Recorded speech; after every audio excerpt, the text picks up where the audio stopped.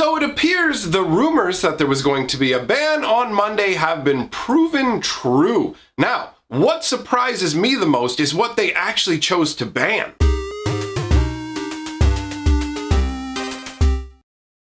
Greetings, owners of fine luxury cardboard rectangles. We are here today to discuss the October 12th, 2020 banned and restricted update announcement. And there is a lot going on with this announcement. Unlike the previous one that we saw right after Zendikar Rising got released, we're getting more of the ban action we should have got back then now, plus a little bit of an extra bonus, in all honesty, as certain cards that may not have been identified as a problem a few weeks ago definitely are a problem now. So, the biggest ban, the most obvious ban everybody was crying out for, and also the ban I was expecting the least, is Omnath Locus of Creation. They actually went ahead and banned him. I'm genuinely surprised, right? If you watched my videos talking about bannings, you will know that I have said that basically, when it comes to bannings, they try to do everything in their power to avoid banning cards from the newest set. And if they're going to ban cards from the newest set, the last thing they want to do is ban the big, expensive, flashy mythics. But in this case, Omnath has gotten the boot. Just the sheer power of the card has indicated that needs to be the case. So what we'll do is, well, before I go over long about my thoughts, let's talk about all the individual cards that have been banned. We'll go through their announcement, and then I shall elucidate upon that, okay? All right, so in Standard, we'll talk about Standard first. So in Standard, Omnath has received a ban. Lucky Clover also receiving a ban. And the one card that wasn't on my radar whatsoever for a banning, Escape to the Wilds, has also received a ban. That was the one that surprised me the most, in all honesty, because Escape to the Wilds at 5 mana felt like a really expensive spell, right? Like, yeah, you do get a lot of cards out of it, but from my perspective originally, it was like, well, how are you going to have the mana to cast this and then do a bunch of stuff? Clearly, I don't know what's up, right? So Escape to the Wilds is the most surprising ban, and overall, out of everything that happens today, Escape to the Wilds ban is actually the biggest shocker to me. All right, so the reasoning that they have for the standard bannings, let's dive into it. With last month's standard ban and restricted update, we highlighted that we would continue to monitor the standard metagame as well as Omnath Locus of Creation decks, and would make further changes if necessary. Observing ladder play and tournament results over the following weeks, as well as the field of the grand finals over the weekend, we've concluded that additional changes are necessary. Now, interestingly enough, taking a look at like the language they use, like observing ladder play as well as the grand finals, there was speculation going on that they may not even be releasing a ban announcement on Monday. Now, to address that, if it was just these standard bans that were happening, then maybe we might not have been getting a ban announcement, but since it actually reaches into Historic and Brawl as well, I feel like regardless of what happened in the grand finals and the deck turnout, we would have still been getting a ban and restricted list announcement. It would have just been smaller, right? Omnath wouldn't have been on it, maybe, that sort of a scenario where Omnath, sure, they would have still hit him in Brawl and Historic, but maybe not in Standard, or at the very least, they still would have done the changes that they're making with other cards. We'll get into that either way. I just thought it was interesting to note, because some people are like, hey, there wasn't going to be a ban announcement, but specifically because of the grand finals there is. And I think it's a combination. I think we were going to get one either way. Now, continuing what it says here, the two most popular decks in the standard metagame, 4-color Ramp and 4-color Adventures, both feature Omnath Locus of Creation as a key component. The fact that the two most popular decks in standard are 4-color decks really speaks to the changes in Magic design, right? You shouldn't be able to play 4-color decks with relative ease, but we're not only seeing them being played, we're seeing them dominate. So the article continues.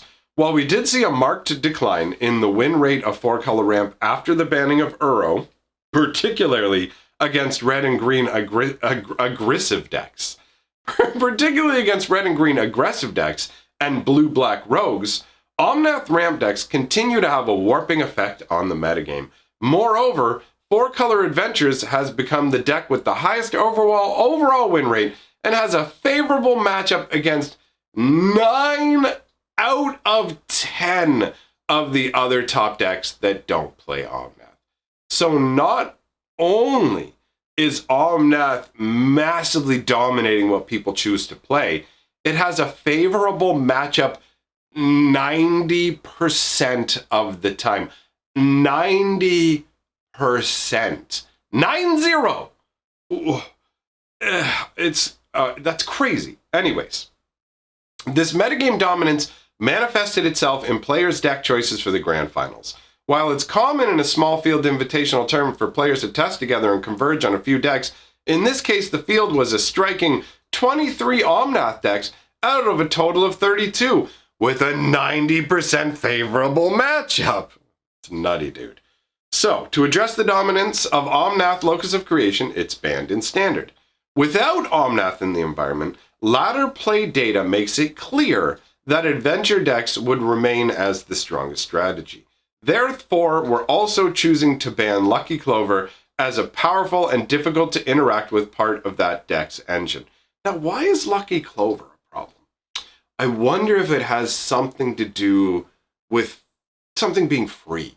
It's almost like when it comes to Magic the Gathering, making cards that instantly replace themselves by giving you mana, or making things that just give you free casts, because, I mean, that's what Lucky Clover is, right? You're casting an adventure spell, and it doubles it for free, and it's only 2 mana to put out. So, like, we're seeing this time and again.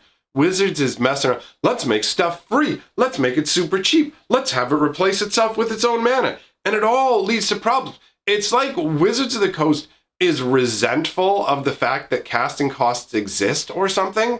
And they're like, we just want crazy nonsense. Just slap all your stuff down. And it's like, casting costs are literally the way you balance Magic cards. You can have any level of powerful effect you want if you give it an appropriate mana cost. Mana cost is the key to balancing cards. Yes, you know, tweaking things. Make this card do another damage. Make it whatever. But casting costs are the way you balance the game. And it's like Wizards is trying to do everything in their power to go, let's just move around that. You know what? Forget casting costs. It's like, let's not have that be a thing that influences our game. And then they go, what? Why is everything unbalanced? Why is everybody only playing this thing? I mean, we made it blatantly broken and insanely powerful and stronger than everything else, and we're completely ignoring the balancing mechanics of Magic.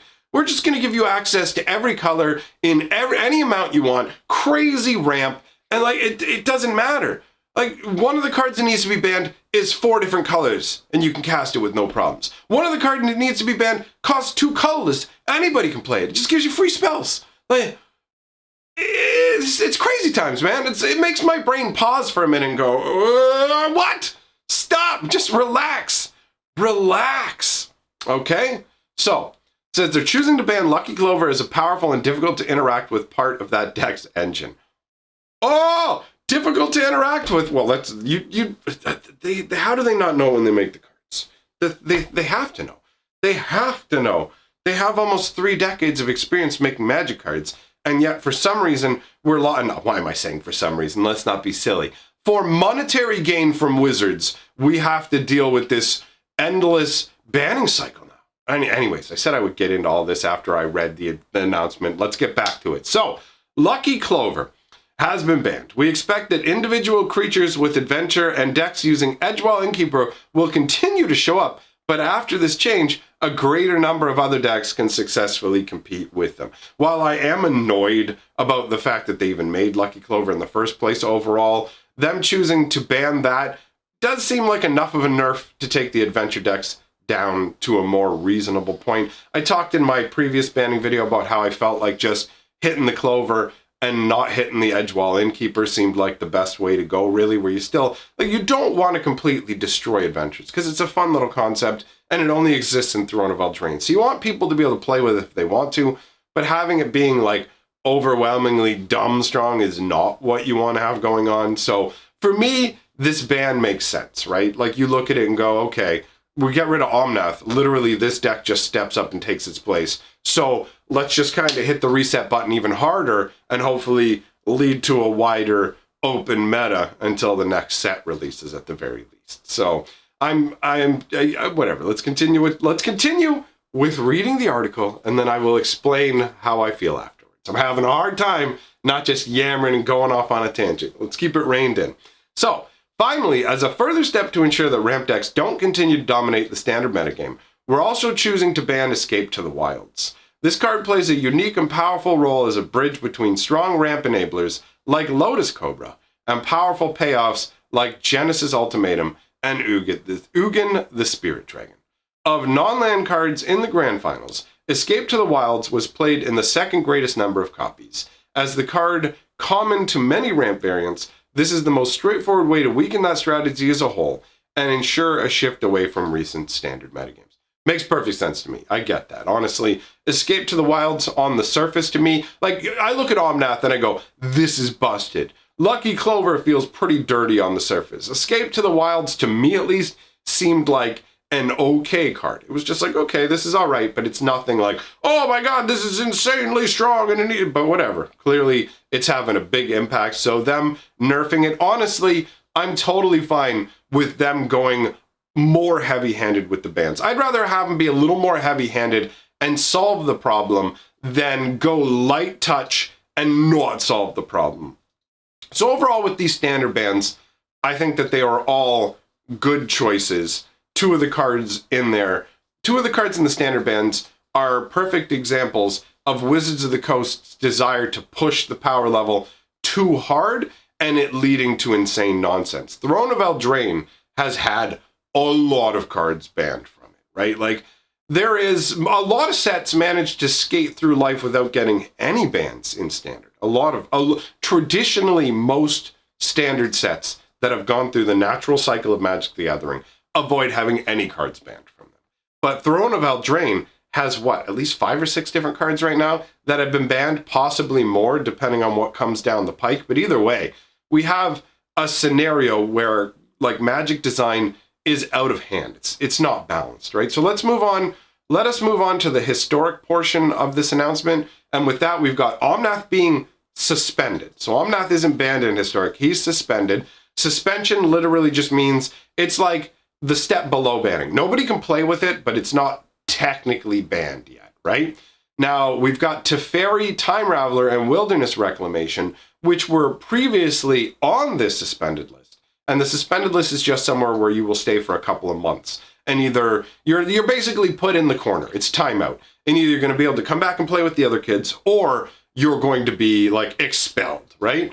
So that's the way it goes. Omnath is put in timeout. Teferi and Wilderness Reclamation both being pulled out of timeout to be fully suspended, not fully suspended. That's a terrible. Why am I using school language? Expelled, suspended, expelled. All right. So it's the same concept. I'm twisting myself up here. Let's use their language. Banded.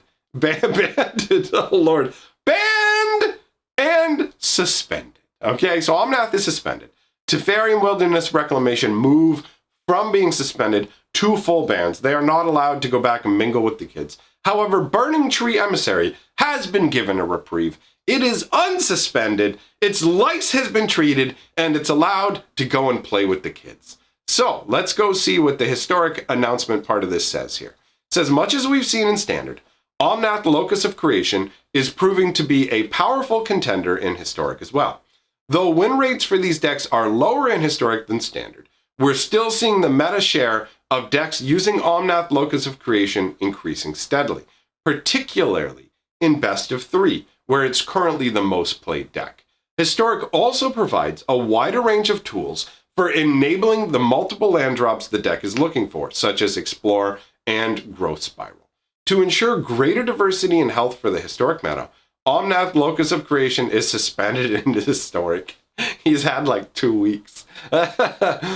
We also have 3 current suspensions in Historic to resolve. Put them on the stack! Looking at how the meta has developed as a result of these suspensions, we feel that the removal of Teferi Time Raveler and Wilderness Reclamation have increased the diversity and interactivity of the format, improving overall health and balance. As a result, both Teferi Time Raveler and Wilderness Reclamation are banned in Historic. Burning Tree Emissary is a different case. Since that suspension, the power level of Historic has increased considerably with the release of Jumpstart and Amonkhet Remastered. That's true, actually. Historic is an interesting beast because it's the old school format for Arena. But in terms of old school formats, it's incredibly shallow. There's barely anything in it. We only have the sets that exist on Arena, right? That's it. So it's not a deep pool. So it's interesting that like the power level of it will shift dramatically based on what's put into it. If you throw cards into Legacy and Vintage, that's all of Magic, right? So the impact is far less significant. That's why cards like Oko showing up and people using them alongside Black Lotus is an impressive testament to the power level of the card, right? And so Historic is just this tiny little Arena pool. So basically it says, with the release of Jumpstart and Amonkhet Remastered, we've seen the meta share of Gruul aggro fall off notably. After considering the overall power level of the format and the matchups for Gruul aggro, we think that there is a room for Burning Tree Emissary to be a healthy and interesting addition to the format again. So it's unsuspended in Historic. And these choices make sense to me, honestly. Teferi and Wilderness Reclamation are both incredibly powerful spells for very different reasons, right? And on top of that, Omnath is just, it's a given. Omnath is so crazy. All the stuff you can get from him, there's too much value slapped onto that card. It's crazy. So them suspending it makes perfect sense. And pulling Burning Tree Emissary off the list makes sense too, because it's like that Burning Tree Emissary is about the level of free that I can get down with. You know what I mean? Where you go, okay, you know what? This card is essentially free in terms of you cast it, you're getting your mana back, but all you get along with that is a 2/2 body. There's nothing else busted coming along with it. It doesn't allow for repeatable, unending effects like a Lucky Clover does, or like an Omnath does, with up to 3 separate advantage triggers every turn on top of drawing to replace itself, all for 4 mana, right? So there is a sweet spot where you can play the free game, and Burning Tree Emissary exists within that sweet spot. Now, Brawl also is mentioned in this announcement. Brawl, to me, is the least important format in Magic's existence, right? And so in that one, again, Omnath getting hit with the triple whammy here. Omnath is banned in Brawl. So it says, Omnath Locus of Creation is by far the most played commander in Brawl. This is kind of unfair. Let's be real.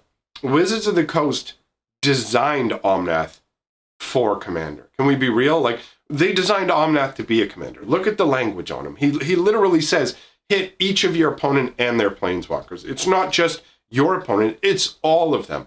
He's a legendary beast. He was created to be a commander. And of course, when you create a card that's incredibly attractive to commander players, you're going to see them use it in Brawl. Because Brawl is commander, but it's just a watered down, weaker, standardized version of it, right? So of course you're going to see Omnath showing up. So it goes, Omnath is the most played commander in Brawl and currently has the highest win rate.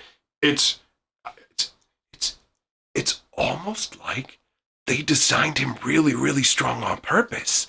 It's almost like it's completely out of control. All right, so it says Brawl's a format where we particularly value diversity. Oh, do you now? It's this tiny little format. Anyways, so Omnath Locus of Creation is banned in Brawl. It will remain legal in historic Brawl events on Arena. However, we will be using our commander weighting system so he will be more frequently paired against other similarly powerful commanders. So basically, if you play Omnath in historic, you're going to play against other people with Omnath, and that's what you deserve. Enjoy your Omnath mirrors in Brawl. So, overall, talking about everything that's going on with this ban announcement, we can see that time and again, trying to mess around with the natural balancing systems of Magic the Gathering is not what they should be doing. Lucky Clover, unbalanced. Omnath, unbalanced. Wilderness Reclamation, just 4-mana enchantment. By the way, you get double your lands every turn now. But we made it at the end of the turn kind of thing. There's no way people can take advantage of that. Like, it's just, they're designing these insanely powerful cards, and they know they're going to be disruptive, right? Like, they're intentionally trying to be disruptive. They're just overshooting it so ridiculously hard. Like, Omnath is just turbo gas with like extra, what do the crazy race cars use? Like nitro blasts, you know what I mean? It's way too much. It's way out of control. And it genuinely feels like I said before, it feels like Wizards of the Coast is resentful of the fact that they have a balancing mechanic in their game, and they don't want it anymore. I don't know if it's like they've looked at digital games and they look at the other games that don't have casting cost systems and just go, you just get to play your cards, but just play your cards, forget casting costs, just make stuff.